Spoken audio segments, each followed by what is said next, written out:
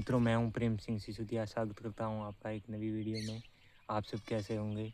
अब दिवाली तो कल चली गई, ठीक है। अब आएगी भाई दूज, आका तीज, शादी ब्याह, आगे बहुत ही ज़्यादा कुछ आएंगे। अभी टाइम लगेगा, ज़्यादा टाइम है नहीं। तो अभी मैं कर रहा था खेत के अंदर काम।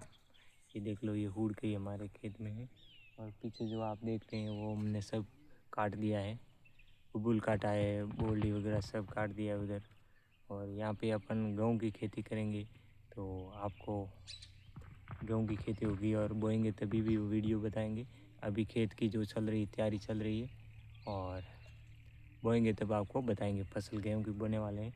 और देख लो, अभी लगभग 4 बज गए। सूर्य भगवान ये बबूल के पीछे छुपे हुए हैं, ये देख सकते हैं आप वीडियो के अंदर।